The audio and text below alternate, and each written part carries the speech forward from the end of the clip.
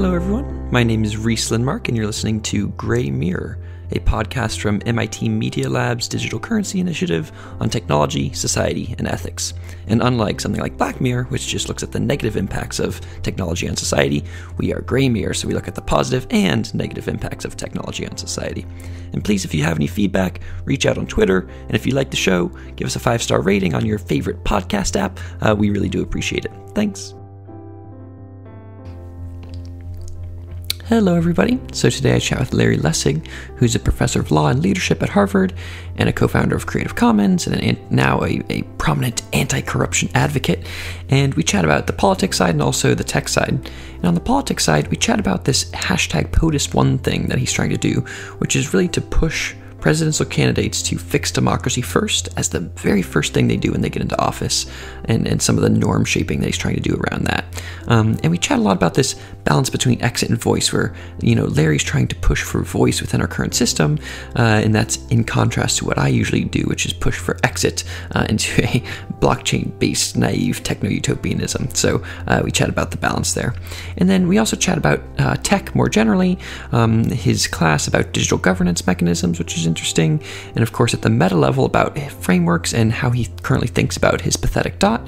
We chat a little bit about the Creative Commons and a new version of that, maybe for privacy. Where before it was like, let the data be free, let the people remix it, and now it's like, oh god, it's too free.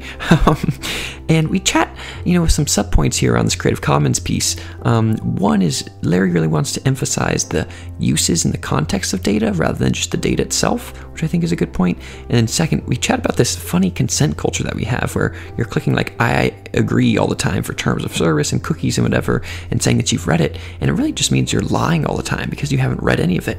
And when that's true, when you're essentially lying all the time, that's an issue with society and our architecture, not with the people who are quote unquote lying by clicking I agree. And then finally, in the tech bucket, we also chat about crypto and blockchain stuff, and how he thinks using crypto and blockchain in places without trust is very powerful. So all that said, I just want to reemphasize one thing here, which is this idea that he has of fixing democracy first and this hashtag POTUS1 thing. And the key problem here is that the goal is for us to have a representative democracy, and we don't. And this is because there's this great study recently where you would expect individuals preferences to have an impact on what policies get implemented, right? So if not very many people are into something, maybe it doesn't get implemented. But if a lot of people are into something, maybe it does get implemented. And in fact, if you look at the bottom 90% in the United States, there's no correlation. So if lots of people are really not into something, then there's a 30% chance that proposal gets into policy. But if everybody's into it, if really everybody loves this thing, there's still only a 30% chance. It's a flat line. It's a totally flat line. And to quote from this Princeton study, the preferences of the average American appear to have only a minuscule, near zero, statistically insignificant impact on policy. Ooh. That's brutal, right? And especially when compared to the study also shows the elites and lobbied interests and how that line fits much better. So if they're not into something, it doesn't happen. But if they are into something, it does happen. And all of this is to say that that's a powerful sign that we don't really have a representative democracy. And that's why I'm convinced by a lot of Larry's arguments here to fix democracy first and this hashtag POTUS1 thing. So with that, enjoy today's episode with Larry.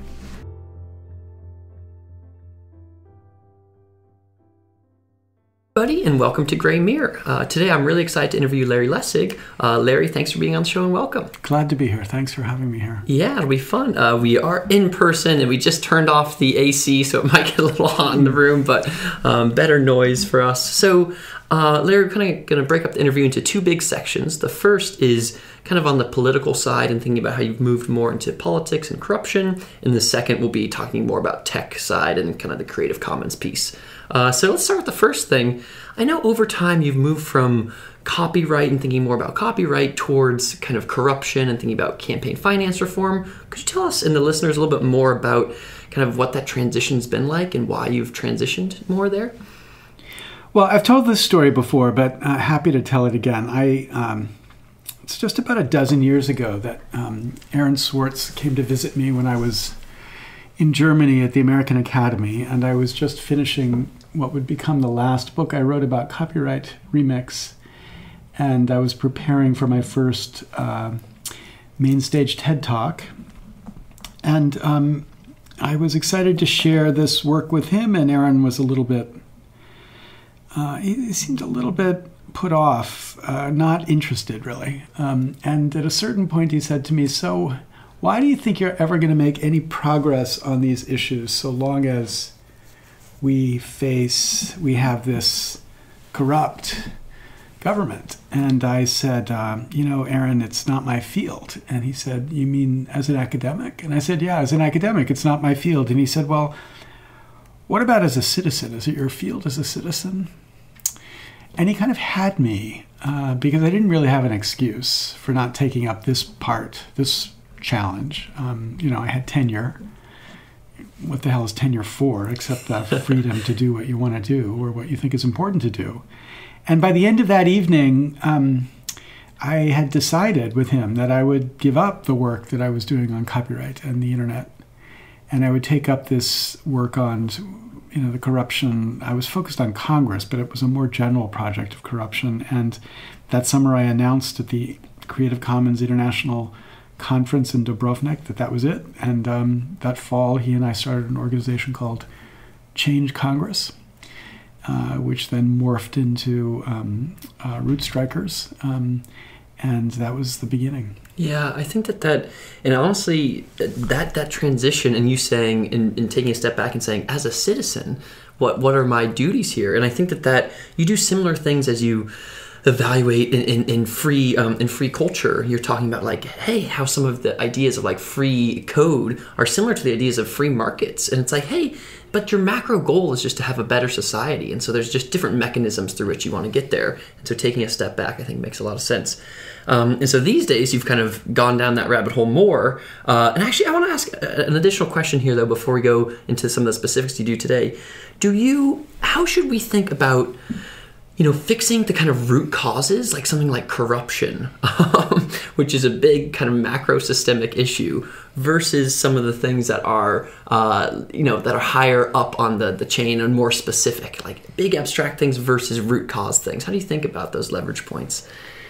Well, everybody gets excited to the extent they're excited at all about politics when they think about particular issues, that really get them going. So, many people are really animated by global warming concerns, many people about the plight of the poor, the consequences of inequality, the access to opportunity, economic opportunity, access to healthcare. These are all the issues that we tend to think we need to solve better than we have.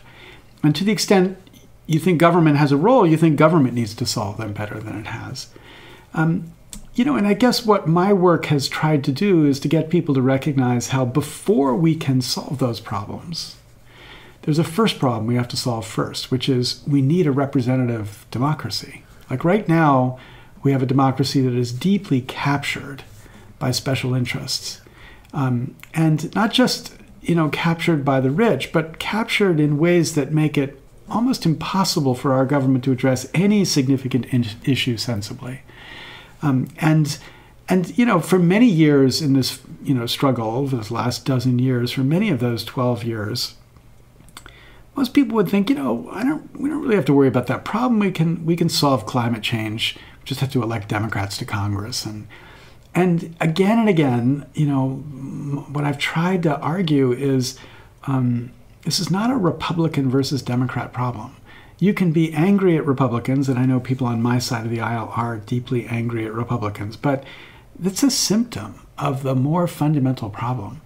And the fundamental problem, I think, is the fact we don't have a representative system, which means that there are people who have enormous power in the system, and leveraging that power, they can block real change. And so we need to fix that first. So it's not that the corruption is the most important problem, it's just the first problem.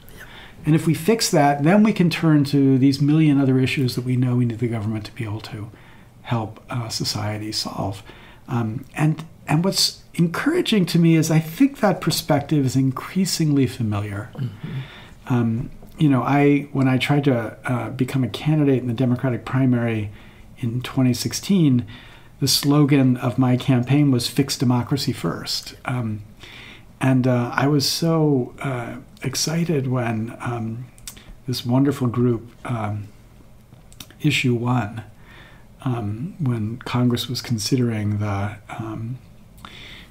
HR 1, sent around an email, and they had a slogan on the email, which was "Fix Democracy First." Nice. And I terrified the executive director by threatening a trademark action against him. Nice.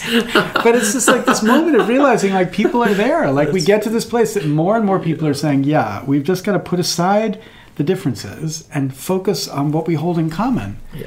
And that thing we hold in common, Republicans and Democrats alike, is that this is a broken democracy and we need to find a way to fix it. Yeah, that makes sense. I think that I was watching one of your TED Talks recently that gave because we've heard this story to some extent of like, we need to fix democracy. It needs to be more representative of us. And I think that the stat that you gave, which I really loved, was looking across elites and organizations and the average people, and how much different people wanted or didn't want an issue, and then how much it actually resulted in what the politicians did. And for elites, it had a big impact. If elites like something, then it would happen. If not, then not. But for the average people, it had no correlation. Yeah, it's a flat line. It's a flat line, and I was just like, oh God, so that study really, really drove it home for me. Yeah, and that wasn't a theoretical study. That was the largest empirical study of the actual decisions of our government, maybe in the history of political science, that relates them to the attitudes of the elite, attitudes of the economic organized interest groups, and then attitudes of the average voter. And when you see no connection between what the average voter thinks and what a democracy does, you got to begin to wonder, is it a democracy? We have this image of us steering the bus. That's what democracy is, like the people there steering the bus. But the steering wheel's removed from the bus. It doesn't steer anything anymore. And we need to address that if we're going to avoid this catastrophe of a democracy that just can't govern. Yeah, I agree. So if you think about, so you briefly mentioned this HR 1 thing, which is this kind of like a campaign finance reform plus a couple other things that was the first thing that the House of Representatives, the first measure that they put up in the 2019. And there's a similar one that you seem to be arguing for this POTUS one, to have the presidential candidate say, hey, we need to fix democracy first as their first thing. Tell me more. And as you said earlier, in 2016, you ran for office for a bit of time, or for president for a bit of time, and they had different laws for who got to get into the first debate. And so I think that how are you thinking now? And I know you recently did an interview with Andrew Yang. So this is kind of giving this milieu of a bunch of different things that exist for you in politics in 2016, 2020. How are you thinking about how you'd like to kind of shape politics, or how your goals within politics for 2020? Yeah, for the last decade, I've committed myself to doing whatever I can to make this issue fundamental, to make it central in the debate, so that we finally can get political parties committed to doing something about it, and then if elected, they would do something about it. In 2016, I thought the way to do that was to become a candidate, and at least a candidate who got to be on stage in the debates, so that in the debates, we could bring every issue back to this fundamental issue. I mean, I wouldn't, imagine being there remember that guy in New York, the rent is too damn high guy, who every single question the answer was the rent is too damn high. That's not how I would do it. But what I would want to do was to take every issue people want to, argue about, whether it's healthcare or immigration or climate change or economic growth, and then show how our ability to make progress on any of these is crippled by the catastrophe that we have at the core of our democracy right now. And, there was a real shot when I launched that campaign that I would be on those debates. And indeed, according to the rules that were in place at the time I launched the campaign, I should have been in that debate. But when it was clear they were going to do whatever they could to make sure that I was not in that debate, I stepped aside. This time around, I wanted to try another way to make this central. And that's what we've begun with this project called POTUS 1. So HR 1 was so incredibly important, not just because it was the most ambitious reform package Congress has considered since the Voting Rights Act of 1965, because it had not only public funding for congressional campaigns, it had a way to deal with partisan gerrymandering, it had a automatic voter registration, it had a promise to deal with the restoration of the Voting Rights Act, it had a ethics proposal to slow the revolving door so that congressmen would stay focused on their constituents rather than focused on their job as lobbyists once they're finished with Congress. I mean, this was an extraordinary package. But more important to me was the fact that Nancy Pelosi was willing to say, and it's the first package. It's fix democracy first. And so there's this framework, which is not only do we need to fix it, but we have to fix it first, that we want to leverage in the presidential campaign. So we want to say, let's not talk about H.R. 1, which was great. Let's talk about POTUS 1. And we want the candidates to tell us what are the commitments they will make as the first steps that they will take if they are elected president. So, Elizabeth Warren, I think Kirsten Gillibrand, Pete Buttigieg, I think all of them have signaled that they have a primary commitment to reforming democracy. Like that's the first thing they will do. And they've not been perfectly clear about what's in their package, but some of them are incredibly ambitious. I mean, Kirsten Gillibrand is talking about giving every voter $200 in vouchers for every federal election that they get a chance to vote in. So, in a certain year, you might have just Congress. Then other years, every 4 years, you'll have Congress and president. And every N years, you'll have Congress, president, and senator. So in that year, you'll get $600. In every 4 years, you get $400. But you'll get this as vouchers, which you can then turn over to the candidates so that the candidates raise their money from ordinary people. That's how they fund their campaign, as opposed to spending 30 to 70% of their time sucking up to the tiniest fraction of the 1% who now fund their campaigns. That's an incredibly ambitious proposal. She's put it out there as like a primary thing she would do if she were elected. And so that's what we're trying to do. We're trying to focus attention, and we've got a bunch of things we're going to deploy to do that, on the POTUS 1 commitment. And we want to distinguish between POTUS 1 candidates and non-POTUS 1 candidates. There'll be people who might say, yeah, I don't think we have to worry about that. I don't think this is like a priority. My priority is, climate change or whatever. So we want to have that conversation. And then once we can build the recognition of what POTUS 1 is, then, my hope is we get a president elected who makes a POTUS 1 commitment. Because if a president were elected with a POTUS 1 commitment, and really elected, not like by the Electoral College, but like a majority of Americans support this candidate, and the Electoral College supports him as well, him or her as well, then there's a real shot that presidential candidate gets what he or she is asking for. That's the standard pattern that we've had, that, you come in and you get in your first 100 days the thing you made a commitment about, So Obama got Obamacare. Had the Mexicans agreed to fund the wall, I'm sure President Trump would have gotten his wall, right? So just think about it. We actually could get fundamental reform if we get them to make this commitment, and that person gets elected. So this is the strategy we're going to try this time. It's not, I've been disappointed because we don't really have a reform candidate. We have candidates who are talking about reform. And I've been convinced that what we really need is a reform candidate, somebody who just says, look, this is it. This is what I'm talking about. And all this other stuff is just, a bunch of fantasy politics. It's not that I don't have desires for climate change or for climate change legislation or desires that we deal with the healthcare crisis. Of course I do. It's just, you got to be real. None of that's real. None of those arguments have any reality to them until we solve this problem first. I want that kind of candidate. We don't have that. We had a great moment with Andrew Yang, who's a brilliant guy running for president, who his main issue has been UBI, Universal Basic Income, which I think is an incredibly important idea that America needs to think about and grapple with, and I would certainly support.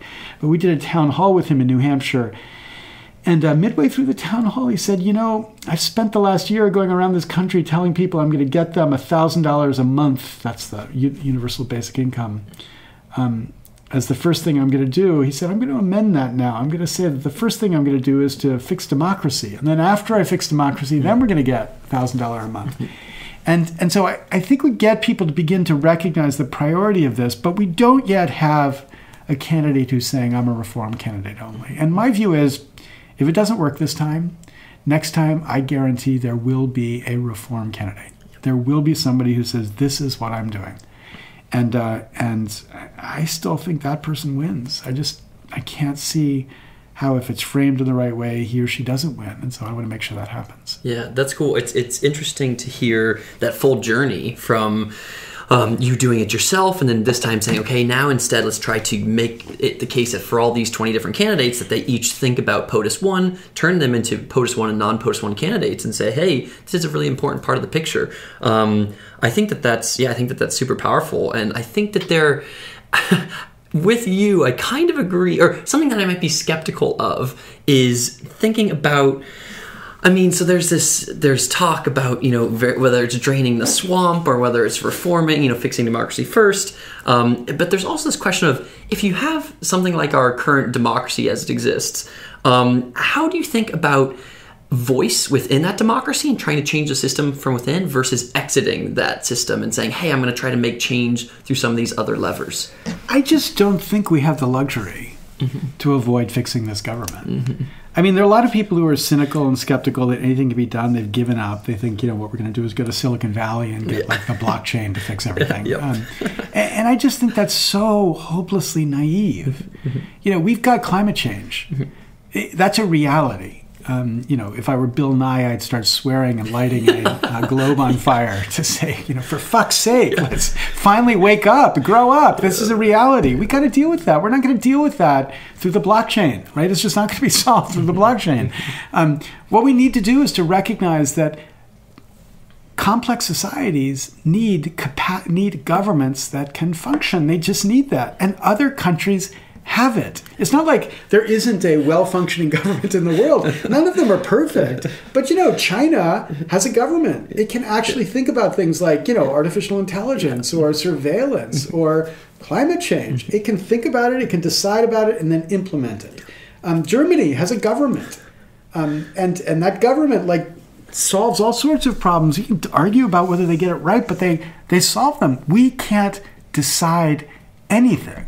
I mean, even when Obama had a supermajority in Congress, so he had 2/3 in the Senate, and he had 60 votes in the Senate, and he had a majority in the House of Representatives, and he was the frickin' president. They couldn't get climate change legislation. I mean, you're like, well, what more do you want? So, we blame Republicans, but it's not Republicans, it's money. It's money. The Democrats knew if they passed climate change legislation, the carbon monopoly would blow them out of the water. They knew that when they passed Obamacare, if they had given a public option, which was the essential component to that legislation that would have made it so there would have been competition to keep the price of healthcare down. They knew if they'd put the public option in there, insurance companies would have spent $100 million to defeat the Democrats. They knew if they had made pharmaceuticals competitive, at least give the government the capacity to negotiate about prices for drugs. Pharmaceutical companies would have spent millions of dollars to defeat the Democrats. They knew it, so they had to cave on these critically important issues because that was the only way for them to keep power. And at a certain point, you say, what the hell is power for? If you can't do anything with it, why do you want to become president of the United States? If once president, all you can do is be a kind of petty monarch, and graduate to becoming the hero of the nation after you've left office. I mean, so at a certain point, we've got to say, this is just a broken government. It is a fundamentally broken government. And when that happens, we've got to stop and fix it. We can't just pretend like everything's okay, because it's not. And this recognition, I think, I'm excited because I think more people get it. The only question is whether enough at the top get it. Yep. And whether enough at the top both get it, and given that they are in a system of power, that is nice, systems of power perpetuate themselves, how much they will continue to perpetuate themselves there. I mean, what's striking is the number of people who are there now who kind of think, what is this all for? Why am I, you look at a member of the House of Representatives, it's not a great job. Mm-hmm. You know, because they're spending all of this time. I mean, if you go to the Capitol Hill, it's this kind of elementary school-like experience because the bell rings, the signals they got to race to the floor of the House. They race to the floor of the House. Some aide on the floor says, vote yes, vote no. They don't even know what they're voting on. Yeah. Then they race off out of the House. They race to the call center. They make their telephone calls. Then they race back for another. And you're like, this is just a broken system. Mm-hmm. You know, and it's not like all government in America is like this. You go to the, you know, I had this extraordinary experience of testifying in New Hampshire, the elections committee in New Hampshire, about ranked choice voting, mm-hmm. which is an issue we're trying to push for New Hampshire. So, you know, here's a committee. There are probably 15 members of that committee. A hearing that lasts 3 hours. And all 15 members of that committee are sitting there for the full 3 hours paying full attention to everybody who's testifying. And some people are like crazies, you know, like who knows why they're there or what they're... And some people are serious. I mean, it's an incredible range of testimony. It was really interesting, especially for election geeks like me. But I looked at them and I thought, holy shit, this is what democracy is. Like representatives doing their job. Mm-hmm. They're not sitting there on their BlackBerries or their iPhones or their Android devices. Like they're not reading the newspaper. They're sitting there listening to ordinary people testifying about important legislation. And then at the end of that, then they make decisions about what they're going to do. I think same experience in Delaware, same experience in Vermont. And you think, you know, there are actually examples of representative democracy working. Mm-hmm. Just not in Washington. Mm-hmm. I mean, it's an embarrassment to look at our Congress today mm-hmm. and compare it to these other institutions of American democracy. Mm-hmm. And we need to leverage that embarrassment, and mm-hmm. we need to shame people mm-hmm. who are not willing to step up and do something about it. And, you know, part of this is about calling evil evil. You know, the Dark Lord of Washington, mm-hmm. Mitch McConnell, has done more harm to our democracy, I think, than any other American, save perhaps Newt Gingrich. I mean, the two of them together are so implicated in the destruction of representative democracy. It's hard to figure who did it worse. But Mitch McConnell is so shameless and shameful at the same time. Shameless about his glee at destroying the capacity of representative democracy to work, and shameful at his complete lack of principle. Mm-hmm. In, you know, every single thing that he does. You know, you can be damn certain that if a Supreme Court justice dies in February 2020, Mitch McConnell will have a nominee on the floor of the Senate within 6 weeks. Mm-hmm. And somebody will stand up and say, well, wait a minute, Mr. McConnell, you know, when Barack Obama had a nominee that was thrust upon him in February of his last year of his administration, you said it wasn't appropriate. You know, he'd be like, I don't remember that. I don't know what you're talking about. You know, so he has got to be removed. You know, the people of Kentucky have got to take him back. And but if he's removed, I think we'll get enough of those people to reflect on just the misery of what they live in right now and say, you know, we can make this better. There's no reason democracy has to be this broken, and they can fix it. Yeah, I think, and it's always this, I think this goes back to that exit and voice thing. I think you're right to, I mean, I am a young child who's in a naive way about like, hey, like, man, maybe we can make a bottom-up civil society that will be able to co-evolve with institutions and be able to provide some exit pressure on these institutions such that they have to reform themselves. And I think that, and part of it also is just for me seeing something like politics and just being like, oh man, that's such like hearing you discuss all this. I'm like, oh God, that sounds brutal. I'm going to do stuff that is more perhaps like triggers my curiosity more or something like that. So I think there's both pieces there. So let's kind of move away from that. No, but I'm going to emphasize a point about that. Yeah. I mean, I'm not saying you shouldn't try to do both. Mm-hmm. I think you need to do both. We need to revitalize many aspects of the society, and the capacity of people to act collectively is something that, we have an extraordinary opportunity to reinvigorate, given technologies and innovation about how we could be doing that. So I'm not saying we shouldn't be doing that too, but we got to be able to walk and chew gum and tweet at the same time, right? So I think that we need to recognize that there's no opting out of fixing the government part. You got to devote at least 20%, maybe just 10%, maybe just tithe. Just tithe the project of fixing this democracy. And that's all it would take. I mean, this is what's so frustratingly obvious about this. We've got almost, we've been sort of gaming out how this could be, how we could elect a reform Congress. Kind of figure that if we could get $1 billion on the table, we could do it. You think, 50 billionaires could cough up $20 million? That's it. Kind of easy. It would be nothing. Yeah. I mean, that's like, and you're like, wouldn't you want to rather be on the list of the 50 billionaires who saved America as opposed to some wing of some hospital? And in my view, this is the only thing the billionaires should be spending their money on. Spending their money to make sure they have as much power in this democracy as you and I do, which means much less power than they have right now. That's where they ought to be spending their money. Somebody saw a thing on Reddit of somebody who said billionaire is not a job title. It's a description of somebody who is hoarding resources in a context where there's extraordinary need that is left unmet. It's a pretty good retort.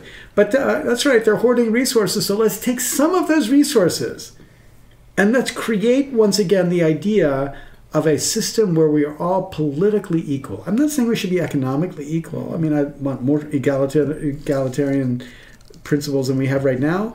And I'm not talking about race or sex or sexual orientation equality. Those are important too.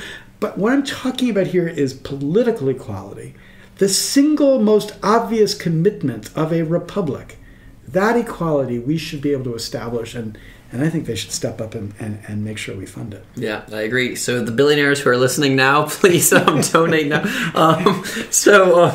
Let's transition. I know you're there, Bill. I can hear you. I can hear your coughing in the background. That's funny. So let's talk about your pathetic dot for a second, some of the tech stuff. So kind of switching away from the politics side. So you have this idea of it's kind of a framework called that I call Lessig's pathetic dot, and I think there's a Wikipedia page on it. And the idea is that if you want to shape society or individuals, then there are many mechanisms for doing so, and the four big ones are changing the code or the architecture and saying, if you change the code, then it can change behavior. We're in a law school. We start with law. Okay, sorry. Yeah.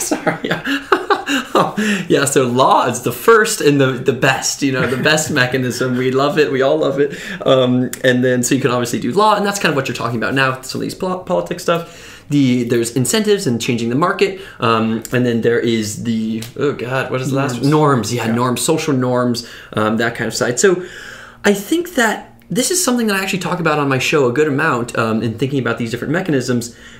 I mean, you wrote about it maybe like 20 years ago at this point. Do you still think of this framework and the pathetic dot framework these days? Or, have you updated it at all? Or what are your thoughts on the framework now? I've had this weird experience of like moving away from that and not working on it, not thinking about it much, and then recently coming directly back to it. So this year I taught a seminar called Governing Virtual Worlds because I've been really excited to think about how these virtual environments will govern themselves. I had this really wonderful experience of meeting the founder of a game company called Clang, and it was at a party, and he was it was a party celebrating cross-dressing. I mean, I'm not a cross-dresser, but I was at this party. He was cross-dressing, and we got talking, and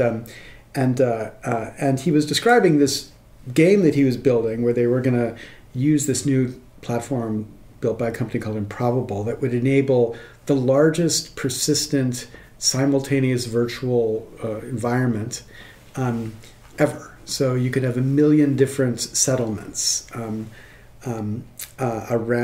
this environment, and then 1 million different settlements would have these communities. The communities would be divided between these AIs and players who would be like playing. And you can't direct the AI the way you could like direct a robot, but you direct them the way you direct your children. So like you create certain environments for them, you feed them in a certain way, you have them work. And then the question is how these different communities prosper. And I said to Mundi, so how are they going to be governed? And he said, what do you mean? I said, well, if you're going to try to build these settlements of a large number of people, what we know is that at a certain stage, you need infrastructure of governance. Like you can't get 100 people to work together, 1,000 people to work together on a common project unless there's some mechanism of coordination. So he said, we never even thought about that. So we started talking about how they could build as an option inside of this world the ability to, select and architect and layer on top of their communities or underneath their communities, depending on how you want to think about it, structures of governance. And that brought me back to this world of thinking about these trade-offs. Because as we began thinking about this, it was clear, as a settlement develops, they're going to decide, okay, we're going to have a representative democracy, let's say, and we're going to say the representatives are randomly selected. So, like a jury, you will be called to serve as a representative for, a week every year, and in that week you have to make these decisions. But then the decisions need to be implemented. And will they be implemented as rules enforced by the state or as code? So let's say you want to say no blue shirts on Wednesdays. Yeah. You could say, okay, that rule will be enforced in the way we enforce law. So if you're seen with a blue shirt on Wednesday and a police officer catches you, then you will be punished. Mm-hmm. Or we can enforce it through norms. So people will scorn you if you walk around with a blue shirt on Wednesday. Shame. Yeah. Or we could tax you. Yeah. Blue shirts cost $50 if you wear it on a Wednesday. Tax benefits for green shirts. Yeah. Right. Or we could make it impossible. You try to put on a blue shirt on a Wednesday and it just doesn't stick. So this trade-off is real. In this environment, it's completely real. You've got to make that choice. And the rule, the lawmaker needs to make that choice. Where are we going to do it? And what was so exciting about this is that when you begin to think about a million different, these settlements making these kind of trade-offs, I said to Mundi, I'd love to help you build this, and here's my price. You have to give us the data. Mm-hmm. You have to make it so we have a fire hose of all this data so that we can begin to evaluate which systems seem to work better. Does it turn out kind of sortition system of random representatives makes it possible for larger communities to function effectively than monarchs or than traditional elected representatives. And so if we could get all of these data to be able to analyze this, we could begin to learn something in real space. So this brought me right back to this question. And I taught this seminar this term about governing virtual worlds, where we were working through all of this. And as you look at all of this stuff about Facebook and the surveillance society and stuff going on in China, it's kind of hard to avoid recognizing that, we're at a place where, 20 years ago I was terrified we would be, where in the architecture we had embedded all of these structures of control that radically changed the environment of our freedoms. Nobody ever thought about it. We woke up one day and there was. We were a Black Mirror episode. And what now? I'm back to it. This is what I'm thinking about a lot. And not that I have a clear sense of what the solution is, but I have a pretty clear sense of the problem. Yeah, I agree. And I think that it is as you can layer it onto any of the different systems, and it's just you can change. It's just a way to think about the world. I think. Do you know Donella Meadows and Thinking in Systems, by the way? Yeah. So one addition that I might add, and I'll just propose this to you and get your thoughts on it. Often when I think about your pathetic dot and then her, if you think, so Donella Meadows, Thinking in Systems, she talks about different leverage points to change a system. And at the very most meta abstract level is changing the paradigm in and of itself. And so when I think about my work, I think about changing the value-based paradigm of the system, and then that kind of trickles down or up, again, depending on how you think about it, to your pathetic dot. Do you think does that framework make sense to you? Do you think they're on those two different levels, i.e., the paradigm above and then your dot below, or how do you think about paradigms in the context of the pathetic dot? Well, I think the paradigms are a kind of norm inside the system, right? So we have a norm. We're going along. We think that our job is to kind of get rich. That's what all of us are doing. So we're all behaving in a way that we're just fuck you, I'm just going to try to get rich. Mm-hmm. And then somebody comes along and says, we should be thinking differently about this. Rachel Carson, we should start thinking about an environment. Think of the environment, what we're doing in the environment. And you change the paradigm of how we're going about what we're doing, and that then trickles down into a lot of different kinds of choices. And so that project of changing the paradigm is a kind of problem of regulation. How do you change the social meaning of what people are supposed to be doing? Like, what is the technique? Is it about like inspiring them through a speech? Is it about creating the right incentives so that they start thinking differently? I mean, so it's embedded within each of these questions is all of these same kind of mechanism problems. So I think of her work as complementing. I mean, I think she has a very distinctive approach, and I'm not saying, it's not like adding something to think of it the way that she thinks of it. But I don't think of it as really intention. The part that I would add, if I were thinking again, is the stuff that's suggested by like Tristan Harris's brain hacking stuff. Because there's the fifth modality here is like psychological. Mm-hmm. And we have a very clear intuition about this in the context of food right now. We all understand the way the processed food industry is very focused on the science of food addiction. Like, how do I tweak the mix between salt, fat, and sugar to make it so you can't resist these buffalo wings? Yeah. Like, there's nothing you can do to resist them, right? And, like, there's a huge science behind it. Like, they know they can actually test it. And, like, this bit more salt will make it so that it's 30% more addictive than it. So we understand brain hacking in that context. Especially, I find, among digital natives or digital native wannabes, there's still incredible resistance to recognizing the same dynamic in the context of, not food, but like attention. And what Tristan's work, I think, does really well is like to get us to the place where we see this framework for brain hacking, like finding ways to trigger our natural psychological mechanisms to draw us in and to pull us and to drive our attention in ways that people, would profit from. And it's not just profit. So in this class that I taught, this was one of the issues. And, we were comparing like the Facebook environment to Chinese social credit system. And of course, everybody has this natural kind of aversion and terror to what China is doing. It's totalitarian. And Facebook seems so familiar and happy. Mm-hmm. But at a certain point, one of the students, a really brilliant student named Robin, said, the difference is China is doing all of this for the purpose of making Chinese society better.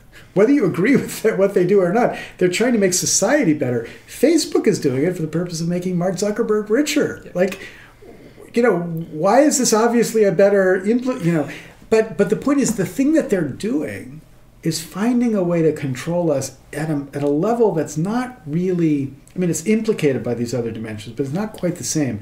So if I were to add one, it would be the psychological, and recognize that this now becomes the new battlefield for freedom. And, Shoshana Zuboff's really extraordinary book, Surveillance Capitalism, reflects all the time about like what does freedom mean in a world where you're constantly being nudged by these technologies of control.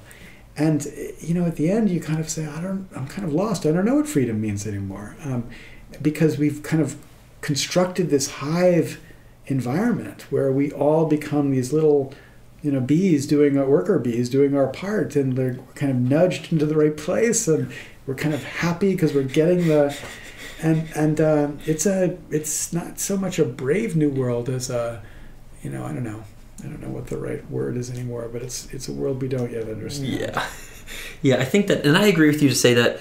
Well, it does seem like something like paradigms are adjacent to or possibly orthogonal to, and you could either categorize them within norms, or I think I might want to categorize them as the thing that the paradigm is the thing that gets manifested in each of the parts of the dot. And then, as you say, I definitely agree that the psychological side and the internal side, and the internal, how the market mechanisms for surveillance capitalism and the attention economy then create these incentives for people to mess with our internal psychological systems.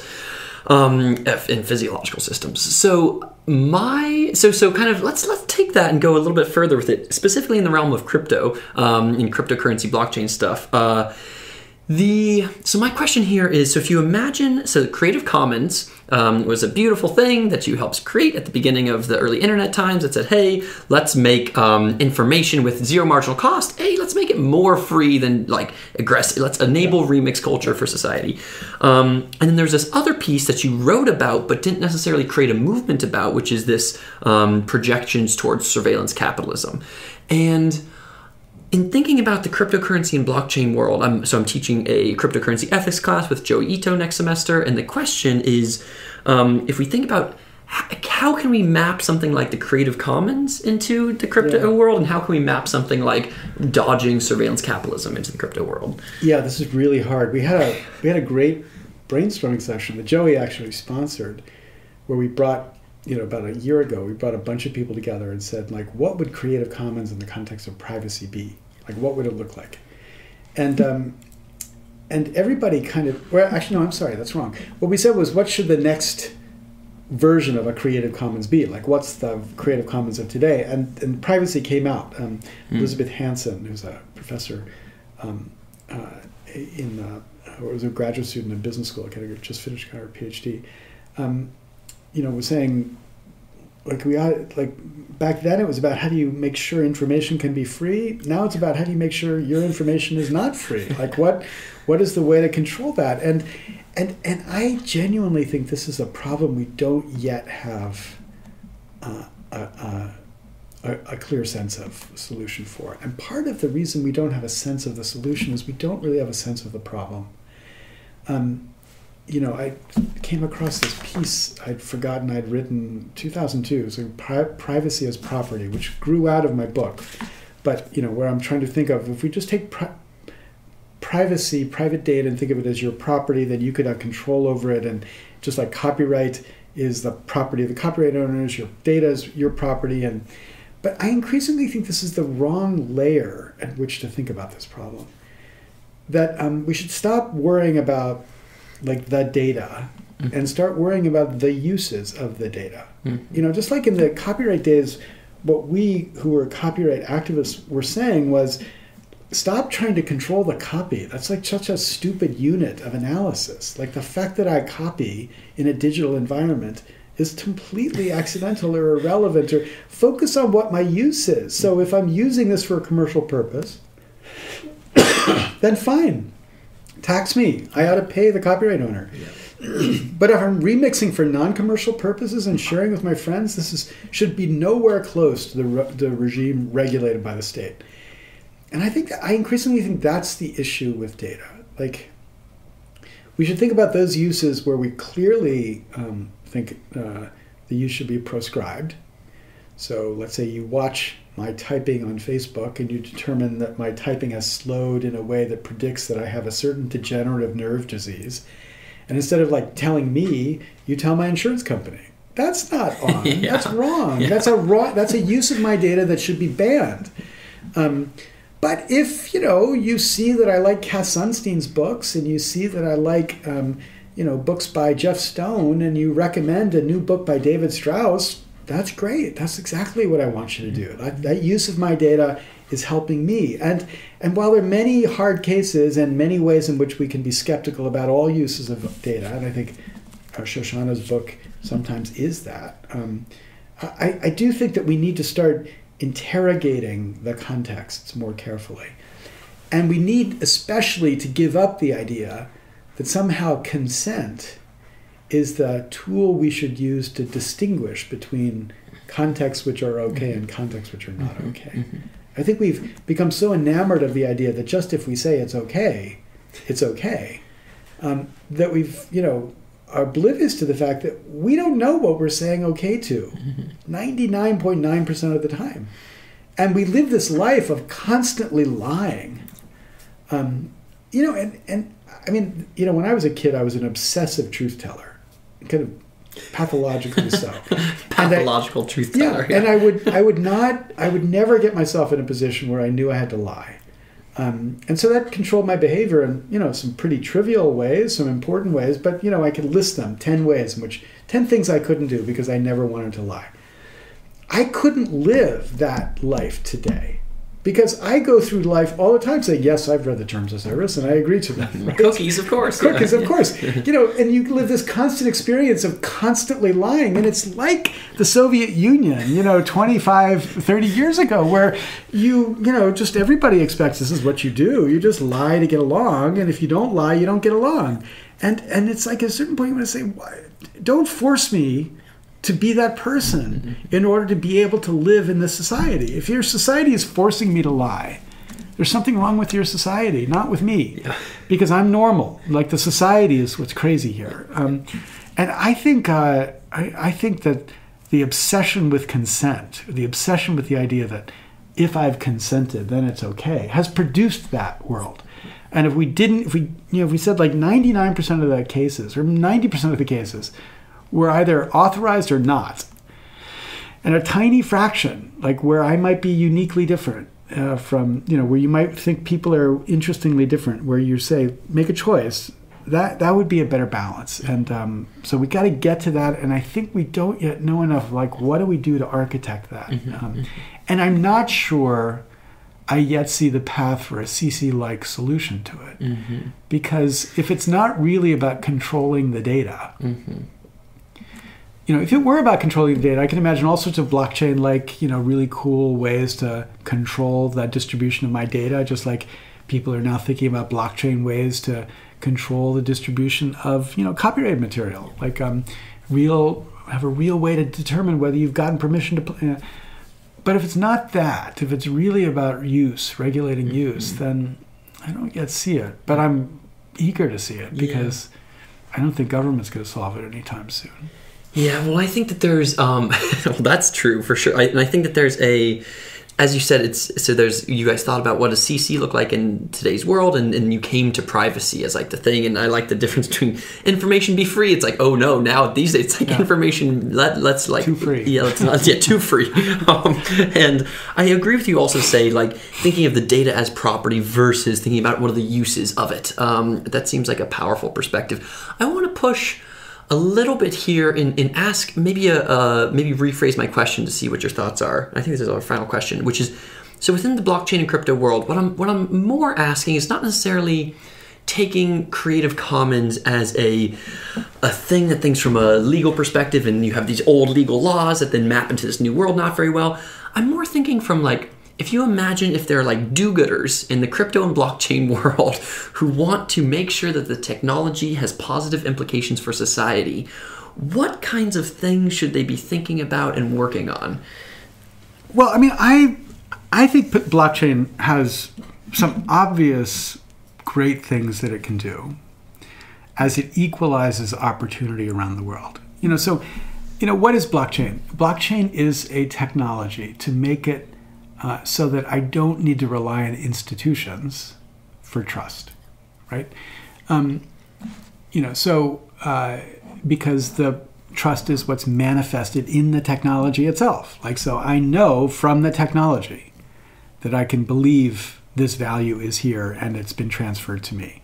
And I don't have to rely on the bank being honest with me when the bank says the money is there and it's been transferred to you.